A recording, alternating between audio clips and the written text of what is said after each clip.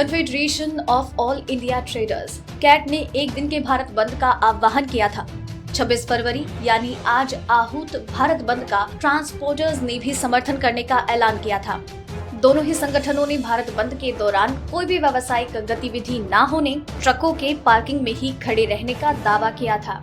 Cat का दावा है कि देश भर के 40,000 से ज्यादा व्यापारी संगठनों से जुड़े 8 करोड़ से ज्यादा व्यापारियों ने अपना कारोबार बंद रखा। कैट ने दावा किया है कि देश के बाजारों में कोई व्यावसायिक गतिविधि नहीं हुई। कारोबार ठप रहने से देश में करीब 1 लाख करोड़ रुपए के व्यापार का नुकसान हुआ। सभी राज्यों के व्यापारियों ने व्यापार बंद रखा और केंद्र सरकार, राज्य सरकारों और जीएसटी काउंसिल को ये संदेश दिया कि जीएसटी का उपनिवेशीकरण करने से व्यापार और अर्थव्यवस्था में व्यवधान पैदा होगा। देश में व्यापारी से व्यापारी B2B और व्यापारी से उपभोक्ता B2C का व्यापार पूरी तरह से बंद रहा।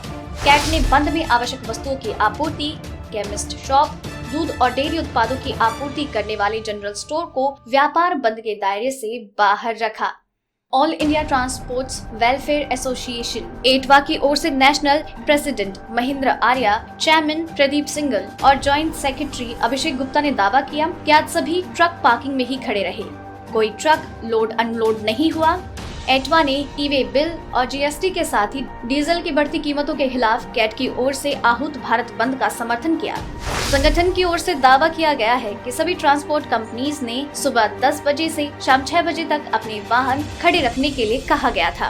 कैट की ओर से आहूत इस बंद का all India FMCG products distribution federation, all India women entrepreneurs association, hawkers joint action committee, all India computer media dealers association, federation of All India vegetable oil dealers association, national small industries association के साथ राष्ट्रीय और राज्य स्तर पर कई संगठनों ने समर्थन किया।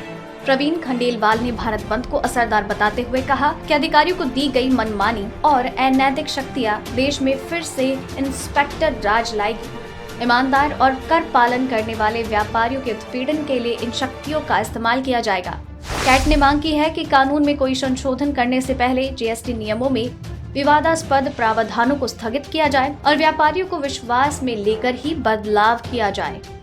अगर आपको ये रिपोर्ट पसंद आए तो उसे लाइक और शेयर करें, साथ ही अपने व्यूज हमें कमेंट करके जरूर बताएं। डेली ट्रेंडिंग न्यूज की रिपोर्ट सब्सक्राइब करें हमारा चैनल ऐसी ही लेटेस्ट और इंटरेस्टिंग न्यूज के लिए।